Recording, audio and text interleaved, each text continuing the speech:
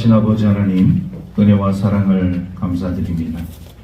오늘 거룩하고 복된 주님의 날에 우리 믿음의 성도들을 우리 하나님의 교회로 인도하여 주신 은혜 감사를 드립니다. 좋은 계절 가운데 놓여져 있습니다. 들판의 곡식들이 익어가듯 오늘 우리 하나님의 자녀들의 삶 가운데 열매 맺는 주의 자녀들의 삶이 될 수 있도록 은혜 베풀어 주시옵시고, 오늘 드려지는 예배가 영과 진리로 드려지는 예배가 되게 하여 주셔서 하나님을 기쁘시게 하는 산제사가 되게 하여 주옵소서. 모든 것 감사드리며 우리 구주 예수 그리스도의 이름으로 기도하옵나이다.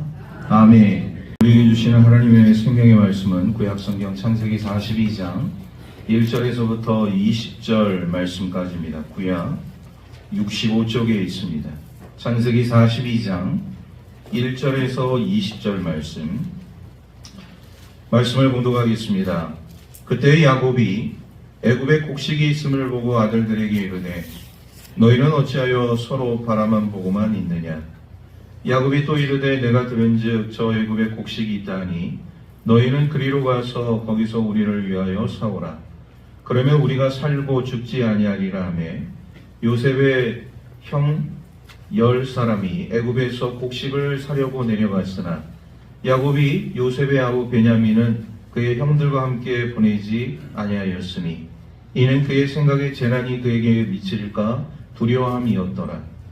이스라엘의 아들들이 양식 사러 간 자 중에 있으니 가나안 땅에 기근이 있음이라. 때에 요셉이 나라의 총리로서 그 땅 모든 백성의 곡식을 팔더니 요셉의 형들이 와서 그 앞에서 땅에 엎드려 절하매 요셉이 보고 형들인 줄을 아나 모르는 체하고 엄한 소리로 그들에게 말하여 이르되 너희가 어디서 왔느냐.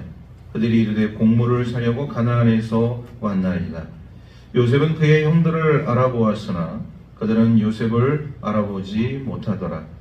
요셉이 그들에게 대하여 꾼 꿈을 생각하고 그들에게 이르되 너희는 정탐꾼들이라. 이 나라의 틈을 엿보려고 왔느니라. 그들이 그에게 이르되 내 주여 아니니이다. 당신의 종들은 곡물을 사러 왔나이다. 우리는 다 한 사람의 아들들로서 확실한 자들이니 당신의 종들은 정탐꾼이 아니니이다. 요셉이 그들에게 이르되 아니라 너희가 이 나라의 틈을 엿보러 왔느니라. 그들이 이르되 당신의 종 우리들은 12형제로서 가나안 땅 한 사람의 아들들이라. 막내 아들은 오늘 아버지와 함께 있고 또 하나는 없어졌나이다.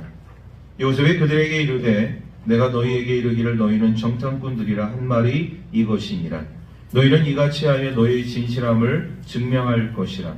바로의 생명으로 맹세하노니 너희 막내 아우가 여기 오지 아니하면 너희가 여기서 나가지 못하리라. 너희 중 하나를 보내어 너희 아우를 데려오게 하고 너희는 같이어 있으라. 내가 너희의 말을 시험하여 너희 중에 진실이 있는지 보리라. 바로의 생명으로 맹세하노니 그리하지 아니하면 너희는 과연 정탐꾼이니라 하고 그들을 다 함께 3일을 가두었더라.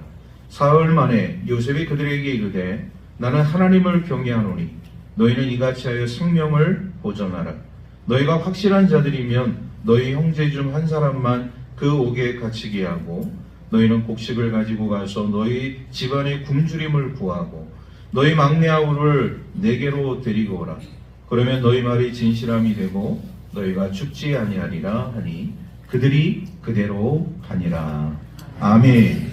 라는 것은 어느 지역에 북한된 흉년이 아니라 전 세계가 지금 기근으로 인해서 대흉년에 접어들게 되었음을 우리가 보게 되어집니다. 그런데 전 세계가 대흉년, 대기근으로 인해서 곡식이 없게 되어질 때 유독 애굽이라는 나라는 곡식이 있다는 소식이 세계 속에 퍼지게 되어집니다. 이 소식이 어디까지 흘러 들어가게 되어지느냐?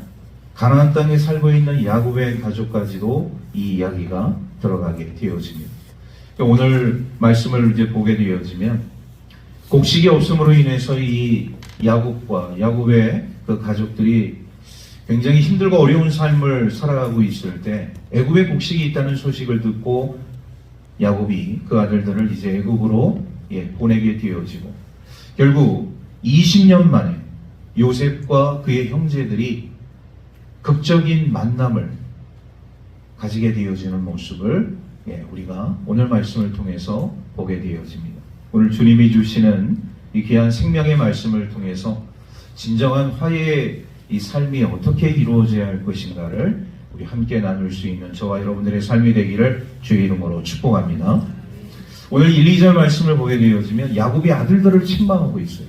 왜 책망하고 있느냐? 왜 너희는 지금 이 가족, 우리 가족이 지금 이렇게 굶주리고 있는데, 곡식이 떨어져 있는데 왜 서로 바라만 보고 있느냐? 애굽이라는 곳에 곡식이 지금 있다는데 너희는 왜 애굽으로 내려갈 생각을 하지 않느냐? 이 이야기인 거예요. 자, 그런데 야곱의 아들들은요, 그 사실을 모르는 게 아닙니다. 왜 야곱이 아들들을 이렇게 다그치는 가운데 그 아들들이 애굽으로 내려가는 것을 왜 주저하고 있느냐? 여기는 두 가지 이유가 있습니다. 하나는 애굽으로 내려가는 길이 굉장히 위험하다는 것이죠. 가나안에서, 지금의 이스라엘 땅에서, 지금의 이집트, 그 여정을 보게 되어지면 먼 여정은 아니에요. 일주일 사이에 오고 갈 수 있는 길입니다. 그런데 그 여정은 말이죠, 사막을 거쳐야 되고 광야를 거쳐야 돼요. 그 광야와 사막을 거치는 가운데 있어서 도적들도 있고 목숨을 해하려고 하는 사람들이 곳곳에 놓여져 있고, 낙타를 가지고서 대상무역을 하는 수많은 상인들이, 무역 상인들이 이 사막의 도적대에 의해서 굉장히 많은 어려움을 많이 겪었거든요. 그러니까 야곱의 아들들도 이미 이 애굽으로 내려가는 길은 쉽지 않다는 것을 이미 알고 있었어요. 그런데 이것은요, 표면적인 이유입니다. 아주 중요한 이유가 있었죠. 야곱의 아들들에게 있어서 가장 이 애굽으로 내려가기 싫은 이유 중에 하나는 바로 죄책감 때문입니다. 애굽으로 내려가는 길은 별로 유쾌하지 못한 거예요. 왜?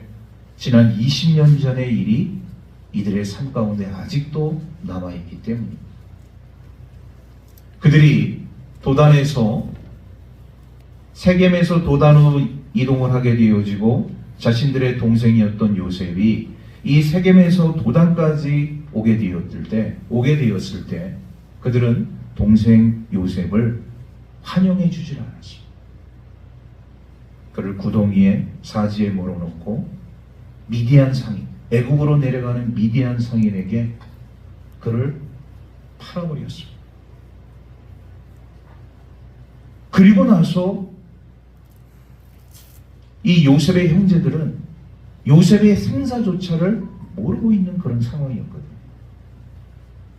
그러니까 이 10명의 요셉의 형들은 말이죠, 동생 요셉을 그렇게 사지에 몰아놓고 또 미디안 상인에게, 애굽으로 내려가는 미디안 상인에게 팔아버렸으니 애굽이라는 그 이름을 듣는 그 순간에 마음에 섬뜩한 거예요. 내 동생을 팔은지. 사람은요, 한번 죄를 짓게 되어지잖아요. 그러면 그 죄책감, 죄의식에서 쉽게 벗어나지 못하는 일이 경향이 있다는 것을 우리가 깨닫습니다. 그 죄책감이, 그 죄의식이 항상 나의 삶을 지배하고 나의 삶을 짓누르는 거예요. 이렇게 죄의식에서, 죄책감에서 벗어날 수 있는 길은 어떤 것이냐? 딱 두 가지 방법이 있습니다. 그 당사자에게 죗값을 치르는 것. 우리 믿음의 신앙인들은 여기다 하나 더 더해서 하나님께 용서함을 구하는 것. 이 두 가지 일이 병행이 되어져야지만이 그 죄의식, 죄책감에서 벗어날 수가 있습니다. 그런데 요셉의 형제들은요, 아버지가 이렇게 다그치는 가운데, 지금 어떻게 보면 절체절명의 그런 순간 아니겠습니까? 지금 기근으로 인해서 대흉년으로 인해서 먹을 곡식이 없으면 사람의 이 생명을 연명시키는 데 있어 굉장히 어려운 그런 일들이 지금 눈앞에 놓여져 있는데, 야곱의 아들들은 누구보다도 이 사실을 정확하게 인지하고 있는데, 애굽으로 내려가는 그 길이, 애굽으로 가야 하는 그 과정이 마음속에 유쾌하지 않다는 것을 우리가 깨닫게 되어집니다.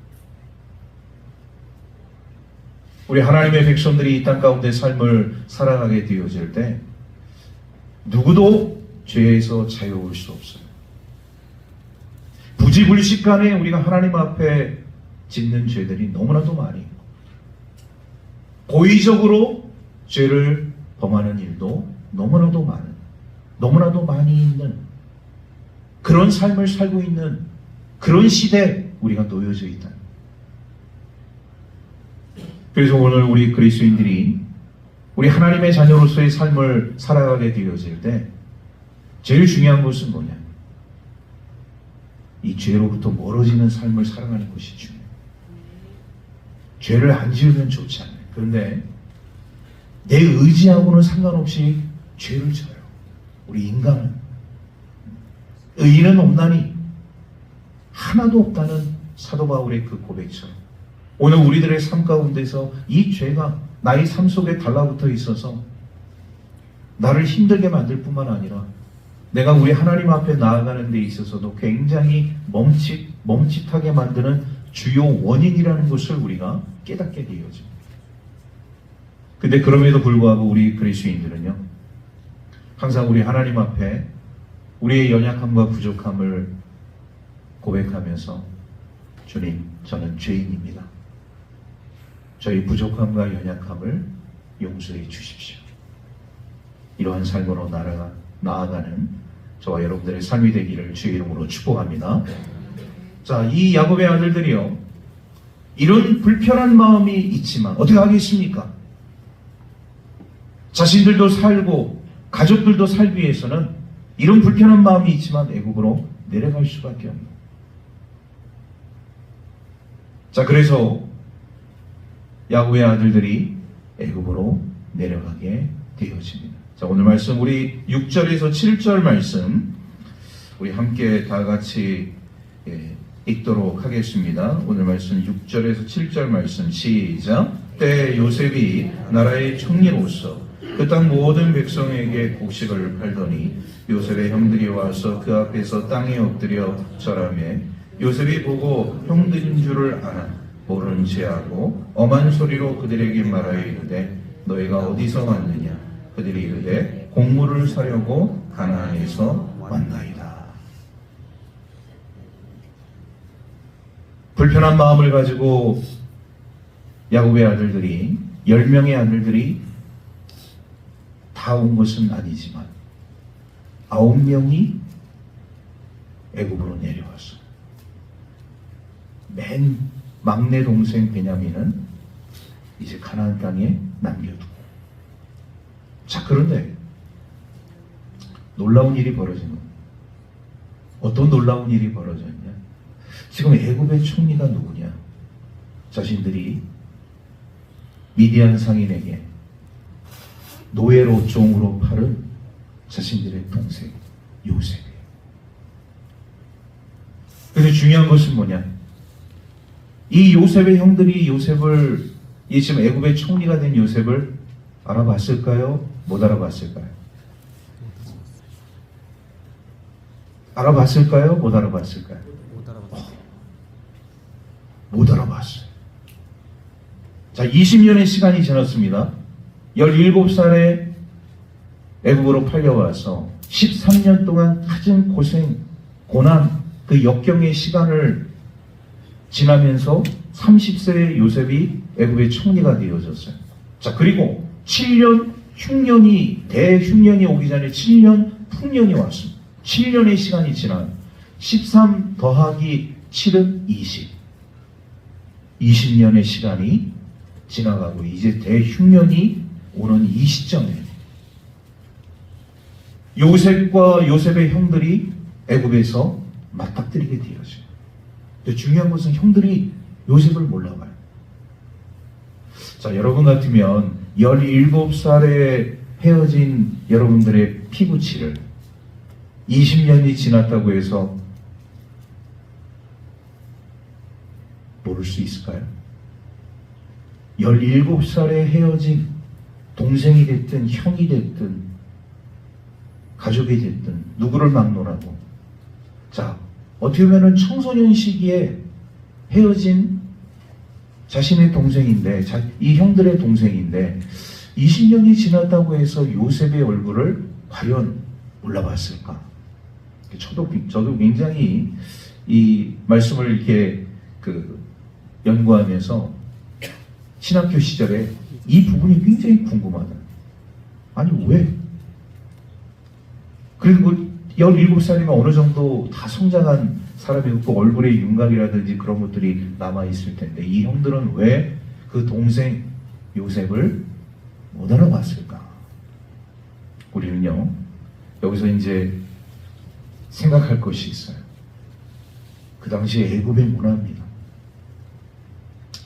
이 영화를 이게 이제 보다 보면은 이 애굽에 이제 관계된, 이집트에 관계된 그런 영화들을 우리가 이제 보게 되어지는데, 자, 여러분 그 이집트 사람들의 그 특징 중에 하나는 뭘까요? 네?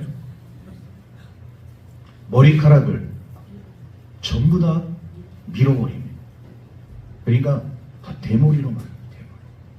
우리 같이 이렇게 이제 머리카락이 있는 상태에서 뭐 왕관도 쓰고 모자도 쓰고 이런 게 아니라 대부분의 이런 이제 이 사람들의 그 모습을 우리가 보게 되어지면 궁중에서 생활하는 사람들, 소위 말해서 관리로 일을 하는 사람들은 전부 다 머리카락을 밀어버리고, 그리고 또 하나 하는 것이 뭐냐, 화장을 해요. 화장, 메이크업.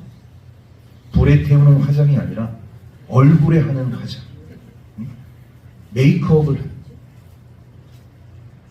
그러니까 지금 요셉의 형들은 자연인인 거예요. 내추럴하게 그 당시에 뭐 그 머리카락이라든지 옷 입는 것이라든지 뭐 목통 생활을 다 해왔으니까 자연 그대로의 그 모습이 형들의 모습 속에는 그대로 있는 거예요. 그러니까 요셉이 형들을 딱 봤을 때 금방 알아볼 수밖에 없는 것이죠. 그런데 요셉 자신은 이미 변모를 했어요. 머리카락 다 밀었죠. 그러다 얼굴에다가 화장까지 했죠. 메이크업까지 했죠. 여러분 요즘도 이제 우리 그 남자들을 이렇게 화장하는 남자들을 보게 되어지면 여성들 못지않게 예쁜 남자들이 많습니다. 그러니까 화장을 하기 전과 화장을 한 후에 이 사람의 모습을 보게 되면 완전 180도 다른, 물론 여성들도 그런 사람들이 있어요. 화장 전과 화장 후의 모습들이 다른 우리 여성들도 있겠지만 제가 얘기하진 않고, 우리 남자들도 말이죠, 화장 전과 화장 후의 모습이 완전히 180도 다른, 머리카락까지 밀었으니 또 화장까지 했으니 요셉의 형들이 이 애굽의 총리가 되어진 요셉을 알아볼 수도 없었을 뿐더러 또 하나 생사조차 확인하지 못했잖아요. 설마 우리 잃어버린 우리의 동생이 이 애굽 땅에서 소위 말해서 최고 권력자 그 다음으로 가는 총리가 되었으리라 생각할 수 없었다는 것이죠. 종으로 팔았는데, 노예로 팔았는데 죽지 않았으면 어디 처박혀서 기구한 인생을 살지 않았을까? 요셉의 형들은 그렇게 생각할 수 있었을 거예요. 그래서 애굽의 총리가 된 요셉 앞에 나와 그들이 제일 먼저 한 일이 뭐냐? 납작 엎드려서 절을 했다. 이게 굉장히 중요한 내용입니다. 자신들이 종으로 팔아서 애굽으로 보낸 요셉이, 동생 요셉이 20년이 지난 이 시점에 요셉은 애굽의 총리로서 자신들은 그 기근, 흉년으로 인해서 곡식을 사기 위해서 타국에서 온 그런 이방인에 불과한, 그리고 지금 요셉은 그들을 내려다보고 있고 그들은 요셉 앞에 넙죽 엎드려서 얼굴조차도 들지 못하는 이런 상황이 지금 연출되고 있었다. 자, 그런데요, 지금 요셉의 상황 가운데서 지금 요셉은 제2의 권력자입니다. 애굽의 바로 왕 다음에 애굽의 총리로서 전권을 위임받았어요. 막강한 권력이 요셉의 손 가운데 지금 놓여져 있지 않겠습니까? 그 형들을 바라보면서 요셉이 무슨 생각을 했을까요? 복수해야지. 이 형들이 나를 노예로 종으로 팔았으니 내가 이들을 죽여야지. 이런 생각할 수 있잖아요. 야, 기회는 이때구나. 하나님께서 나에게 이런 기회를 주셨구나. 옳다구나. 이 형들을 다 잡아다가 옥에 가두고 시간이 되면 다 죽여야겠다. 자, 이렇게 생각했을까요? 요새는 그렇게 생각하지 않았습니다. 자, 오늘 말씀 우리 9절 말씀을 우리 함께 다 같이 읽도록 하겠습니다. 9절 말씀 시작. 요셉이 그들에게 대하여 꾼 꿈을 생각하고 그들에게 이르되 너희는 정탐꾼들이라 이 나라의 틈을 엿보려고 왔느니라. 이 9절 초반절 말씀을 제가 다시 한번 읽겠습니다. 요셉이 그들에게 대하여 꾼 꿈을 생각하고. 요셉은 복수하거나 이들을 죽이려고 하는 생각을 한 것이 아니라 과거 20년 전에 하나님께서 자신에게 주신 그 꿈, 하나님의 그 비전, 하나님의 말씀을 생각했다. 인간적으로 분노가 치밀어 오르고 그 원형이 내 눈앞에 원수가 놓여져 있을 때 사람들이 생각하는 것은 뭐냐? 죽여야겠다, 심판해야겠다, 처벌해야겠다. 사람의 감정인 거예요. 그런데 요셉은 그런 감정이 끌어오는 그것을 억누르고 20년 전에 하나님께서 자신에게 주신 그 생명의 비전, 꿈을 생각했다. 할렐루야. 우리 사람들의 삶 가운데 이 요셉이 주는 굉장한 특별한 이 감정을 우리가 잘 생각해야 합니다. 분노의 마음이 일어나게 되어질 때, 복잡한 마음들이 일어나게 되어질 때, 사람들에 대해서 불편한 마음이 생기고 그 원수 대적들에 대해서 좋지 않은 감정들이 생각나게 되어질 때 우리 하나님의 사람들은 어떤 생각을 해야 되는 것인가를 우리는 이 하나님의 사람 요셉을 통해서 보게 되어져요. 하나님의 말씀을 생각해야 합니다. 분노의 감정이 치밀어 오를 때 내가 정말로 이런 화근이 내 불덩어리가 내 속에서 끌어올라 오게 되어질 때 우리 하나님의 사람들은 하나님의 말씀을 붙잡고 생각하게 되어질 때 그 불덩어리 같은 분노의 마음이 잠잠해지게, 우리의 삶 가운데서 고요하게 가라앉게 되죠. 우리가 요셉이라는 사람을 높이 평가하는 이유 중에 하나가 바로 이겁니다. 감정 절제가 굉장히 탁월한 사람. 제가 나중에도 또 절제에 대한 말씀을 드리겠지만 이 요셉이 이렇게 형들을 보면서 인간적으로 분노의 마음이 끌어올 수도 있었을 텐데 20년 전에 하나님께서 자신에게 준 그 하나님의 그 비전, 꿈을 먼저 생각했다. 그 꿈이 뭡니까? 다시 우리가 복귀하자면 그가 꿈을 처음에 꾸게 되었을 때 자신이 마저 배워놓은 그 곡식단에 형들의 그 곡식단이 일어나서 절을 합니다. 그거를 생각한 거예요. 무슨 의미입니까? 결국 요셉을 통하여서 하나님께서 자신들의 그 형제, 가족, 더 나아가서 전 세계를 구원하시겠다는 약속의 말씀 아니었습니까? 가족들을 먼저 구원합니다. 세상을 구원합니다. 요셉은 그거를 생각하게 됩니다.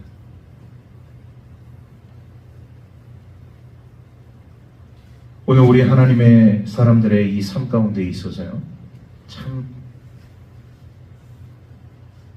이 감정 조절이 얼마나 중요한 것입니다. 여러분, 순간적인 감정을 조절하지 못하면 엄청난 일이 벌어질 수 있습니다. 우리가 이 순간, 이 찰나의 이 감정을 어떻게 컨트롤하고 통제할 수 있는, 그것에 따라서 우리의 미래가 완전히 달라질 수 있는. 근데 지금 문제는 뭐냐? 거기까지 지금 요셉은 생각을 하고, 자, 이 형들에게 있어서 중요한 것은 뭐냐? 이 가족을 이제 이 애굽 땅으로 이 데려올 생각을 이제 요셉은 여기서부터 시작을 하는 거예요. 남아있는 이 가족들을 어떻게 구원할 것인가? 근데 문제는 뭐냐?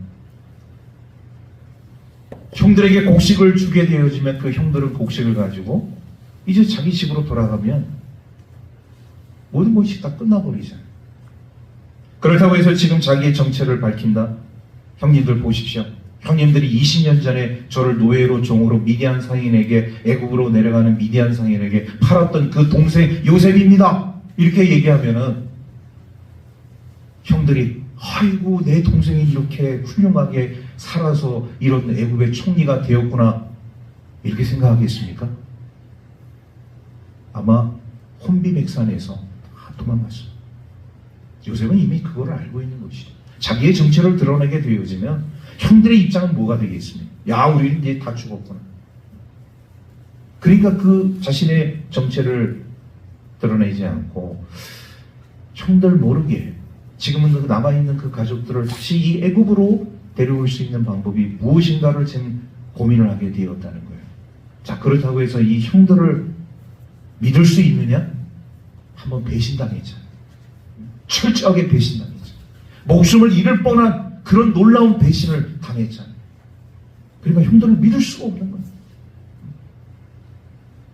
이 형들을 믿을 수 없는 그 상황 가운데서 고민을 하다가 아주 기발한 아이디어가 요셉의 머리를 스치고 지나가게 되어집니다. 자, 10절에서 우리 12절 말씀, 오늘 말씀 10절에서 12절 말씀을 우리 함께 다 같이 연이어서 읽겠습니다. 시작. 그들이 그에게 이르되 내 주여 아니니이다.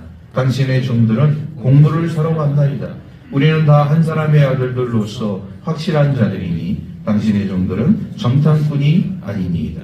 요셉이 그들에게 이르되 아니라 너희가 이 나라의 틈을 엿보러 왔느니라. 여러분, 우리가 9절 그 말씀을 다 읽으면서 그 후반절에 뭐라고 기록되어져 있느냐? 너희는 정탐꾼들이라. 요셉이 그 가족들, 남아있는 가족들을 이제 다 애굽으로 데려오려고 하는 그 구실을 생각한 끝에 말한 것이 뭐냐? 아, 이 형들을 지금 이 애굽 땅에 볼모로 잡아놔야겠구나. 그러면 볼모로 잡아놓기 위해서는 소위 말해서 구실을, 명분을 이제 세워야 되는데 그 명분이 뭐냐? 정탐꾼의 명분을 형들에게 뒤집어 씌우는 거예요. 너희는 정탐꾼이 돼. 그랬더니 형들이 지금 오늘 함께 읽은 이 10절에서부터 12절, 우리는 절대로 정탐꾼이 아닙니다. 우리는 한 사람의 아들들로서 지금 곡식을 사러 이 애굽 땅까지 온 사람들입니다. 아주나 그 자신의 그런 어떤 그 입장을 이 형들이 말이죠. 왜? 좀 억울한 누명을 쓰게 될 상황 속에 놓여져 있기 때문에 지금 요셉 앞에서 아주 구구절절하게 자신들의 그 삶을 변명하고 있는.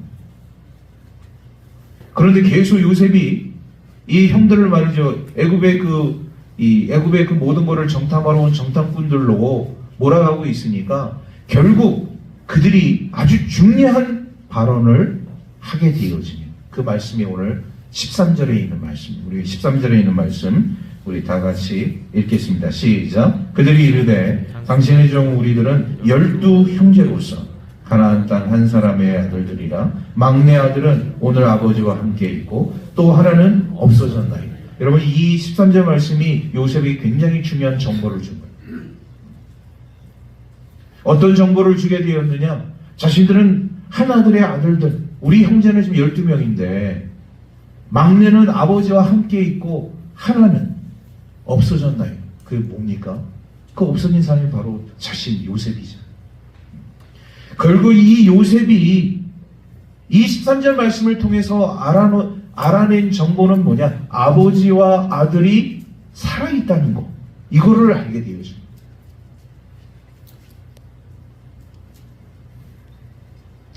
여러분, 결국 이 남아있는 요셉이 어떻게 보면은 동생이기도 하죠. 베냐민은 아버지와 함께 있고, 연로하지만 아버지는 살아있다.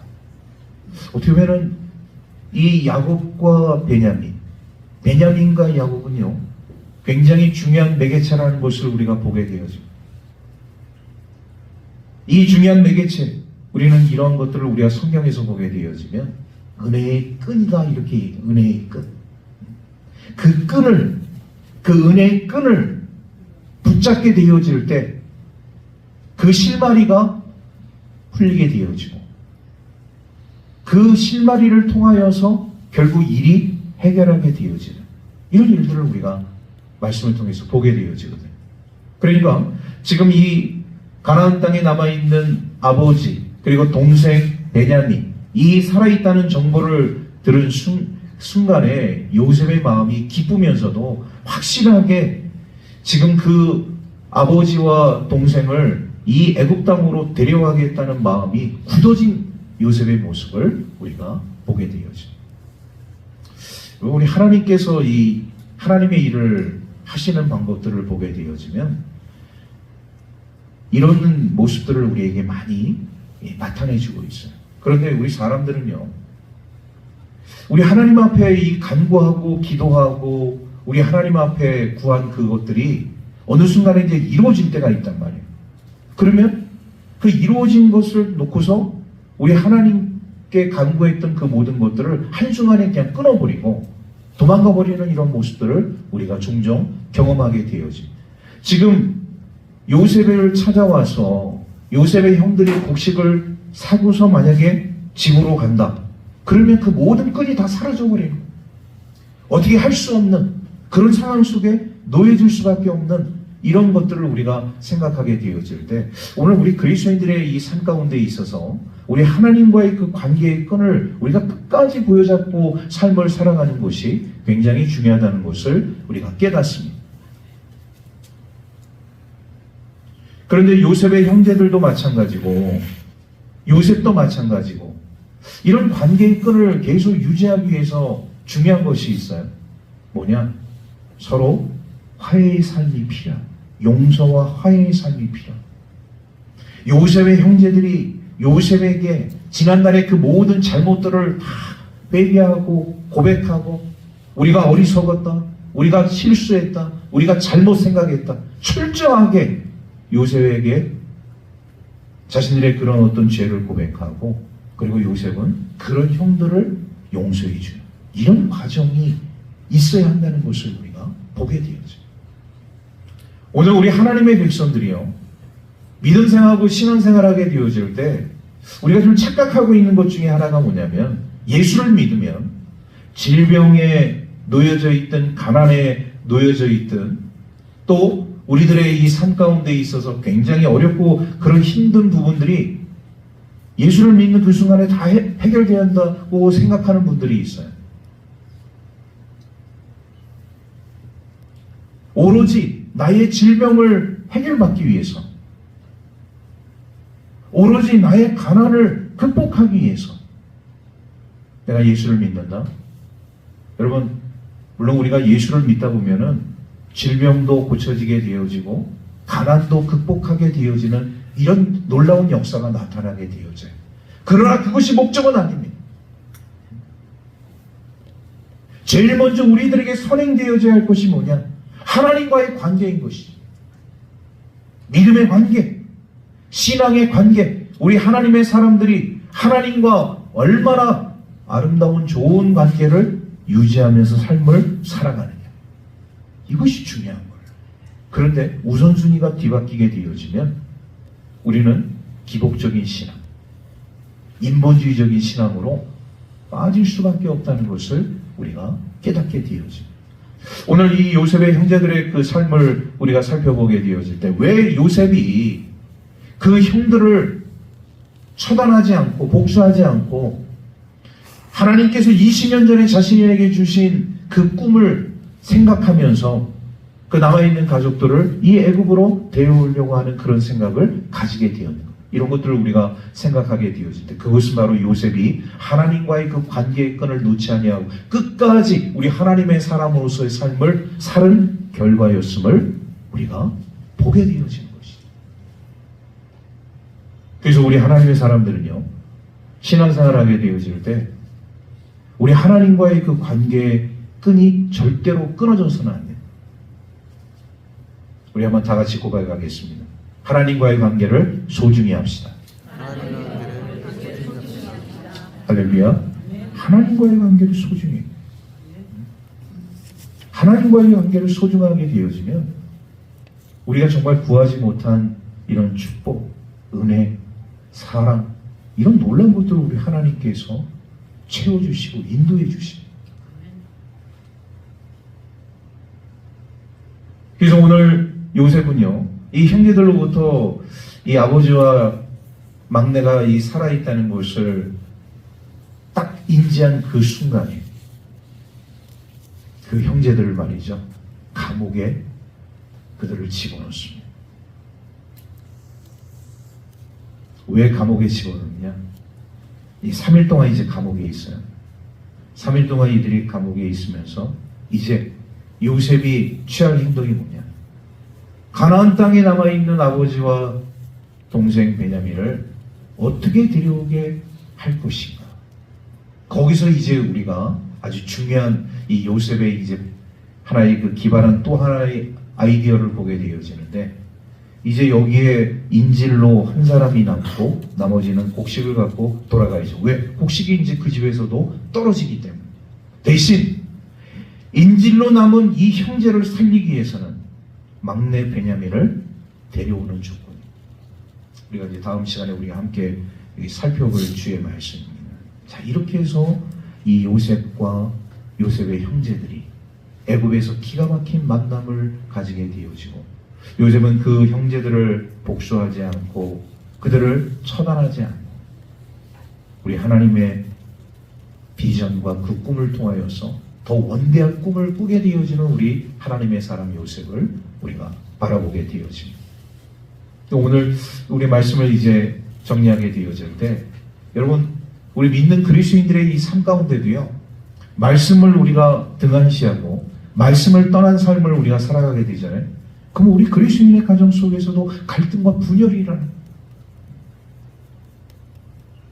말씀에 우리가 깊이, 우리가 말씀에 순종하지 않고 우리 하나님의 사람으로서의 삶을 살아가지 못하면 결국 요셉이 자신이 꾼 꿈을 생각했기 때문에 형제들을 살려두었지, 만약에 비신앙적인 삶을 살았다, 하나님 없는 삶을 살았다, 요셉의 형제들은 그날 다 죽을 수밖에 없었다.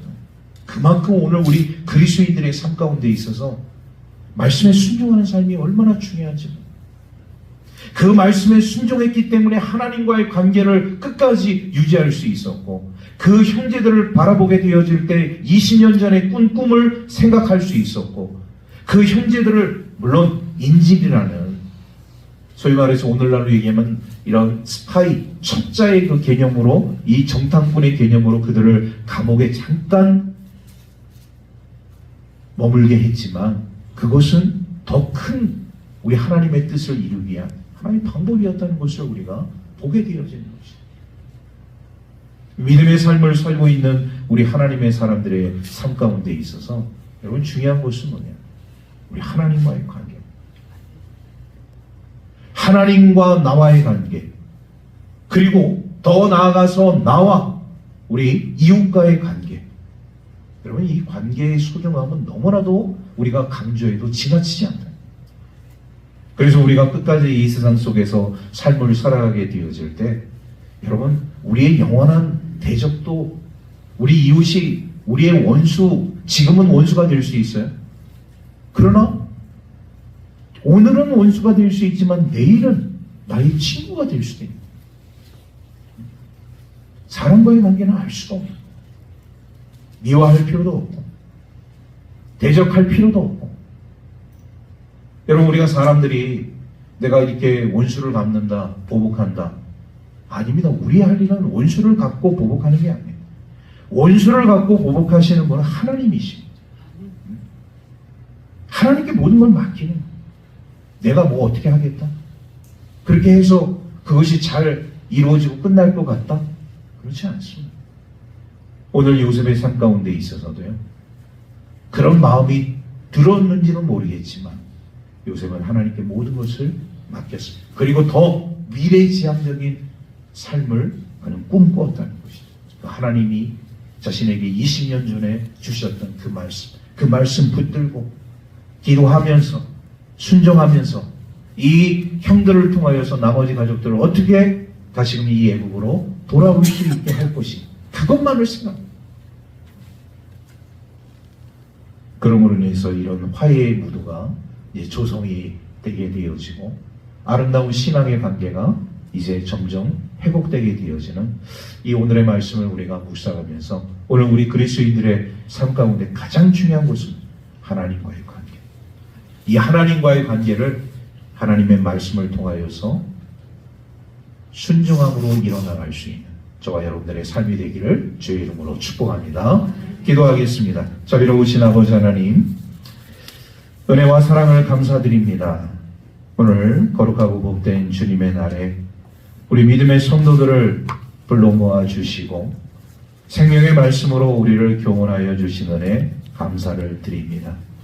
우리 신앙의 사람 요셉을 통하여서 우리는 또한 진정한 화해의 길이 어떤 것인가를 깨닫습니다. 보복과 복수가 아닌 하나님께 모든 것을 맡기고 그 말씀을 통하여 내게 주신 것들을 묵상하며 앞으로의 삶을 생각하고 나아가는 참 신앙인의 모습을 바라보면서 오늘 우리 그리스도인들의 삶 가운데도 감정적으로 휘둘리지 아니하고 온전히 우리의 삶을 말씀으로 무장하게 하여서 하나님의 뜻을 이 땅 가운데 펼쳐 일어나갈 수 있는 우리 살아있는 그리스도인들의 삶이 되게 하여 주옵소서.